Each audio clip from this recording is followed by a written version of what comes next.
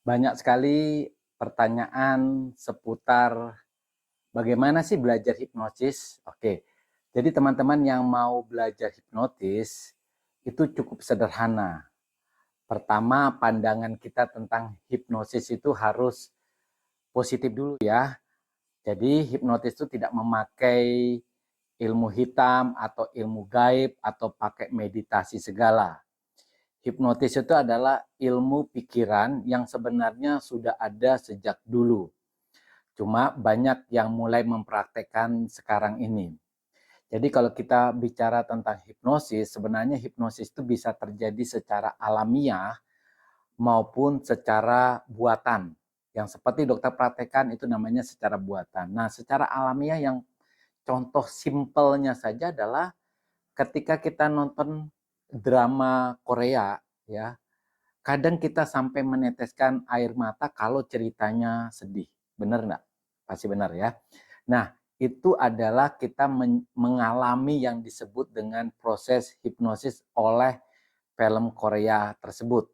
Nah, bagaimana sih orang bisa mengalami hipnosis baik secara sengaja maupun secara buatan? Ya, pertama kita bicara dulu tentang apa itu pikiran manusia. Jadi pikiran manusia secara garis besar kita bagi atas dua ya. Pikiran sadar dan bawah sadar. Nah, pikiran sadar itu fungsinya ada empat. Pikiran sadar ada empat ya fungsinya. Pertama tentang ingatan.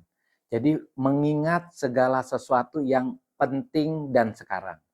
Contohnya mengingat nomor HP. Nomor HP kita ya misalnya. Itu adalah fungsi dari pikiran sadar manusia. Nama, itu adalah pikiran sadar manusia. Nama seseorang. Tapi kalau kita ditanya nama teman-teman kita waktu kecil, nah itu sudah pikiran bawah sadar kita. Nah, yang kedua adalah logika. Logika kita ya. Logika kita itu adalah salah satu fungsi pikiran sadar. Apapun yang memakai logika itu adalah fungsi pikiran sadar. Misalnya, kita ditanya, kenapa tidak masuk kantor hari ini? Maka kita akan menjawab, ya hari ini saya sakit. Nah, contoh ya, itu adalah fungsi pikiran sadar. Kemudian analisa. Ketika kita menggunakan analisa, maka kita sedang menggunakan pikiran sadar kita. Contohnya, ada ahli perang ini, dia meramal atau menebak ini, kayaknya musuh saya ini punya pasukan sekian ratus ribu ini. Kalau saya pakai senjata ini nggak mempan, saya harus pakai senjata ini. Nah, itu adalah fungsi dari pikiran sadar manusia. Yang keempat adalah kekuatan keinginan. Mungkin pernah ya kalau kita misalnya mau pergantian tahun lalu kita mesugesti diri kita sendiri dengan kata-kata mulai hari ini aku akan bangun pagi. Mulai hari ini aku berhenti merokok misalnya ya. Nah, itu adalah fungsi kekuatan keinginan yang merupakan fungsi daripada pikiran sadar kita. Nah, kalau kita bicara pikiran bawah sadar, pertama fungsinya adalah memori. Memori dari kita lahir, bahkan ada yang mengatakan dari kita dalam kandungan, itu sampai kita sekarang. Apa yang dilihat, apa yang dicium, apa yang dirasakan, apa yang didengar, apa yang diraba, semuanya tersimpan di pikiran bawah sadar kita. Kekuatannya luar biasa, ya hebat sekali sampai hal-hal yang paling kecil yang pernah kita lihat pun ada di pikiran bawah sadar.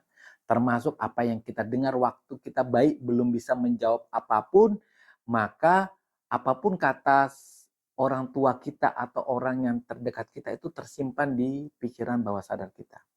Yang kedua adalah perasaan. Rasa marah, rasa benci, rasa cinta, ya. Semua perasaan yang pernah kita rasakan itu tersimpan di bawah sadar kita. Yang keempat adalah kebiasaan. Jadi kebiasaan yang kita lakukan berulang-ulang yang sudah menjadi bagian dari hidup kita itu adalah fungsi pikiran bawah sadar. Jadi kita nggak menjelaskan habit ya karena kebiasaan ini berbeda masing-masing orang. Contohnya ya, kita awal-awalnya bangun pagi jam 5 itu didorong oleh jam beker. Jadi setiap jam beker kita nyalakan jam 5 pagi baru kita bangun. Kalau kita nggak pakai jam beker kita nggak bisa bangun. Tapi sekarang kita nggak pakai jam beker, ya kita sudah bisa bangun jam 5 pagi. Nah, itulah yang disebut dengan kebiasaan. Keempat adalah fobia. Ya, kalau kita mengalami fobia yang berlebihan, misalnya takut kecoa, takut naik pesawat gitu ya, itu adalah fungsi pikiran bawah sadar kita. Lalu ada satu fungsi dari pikiran kita yang disebut dengan critical area. Jadi critical area ini berfungsi sebagai penyaring antara pikiran sadar dan bawah sadar. Seseorang bisa terhipnosis ketika dia bisa melewati critical area. Jadi kalau ada orang yang mencoba menghipnotis dan orang itu terhipnotis, sebenarnya dia sudah berhasil melewati bagian pikiran kita yang disebut dengan critical area. Nah, critical area ini biasanya muncul ketika kita satu berhadapan dengan orang baru, orang yang kita tidak kenal, biasanya muncul. Kecuali orang baru itu bisa membuat kita nyaman, ya.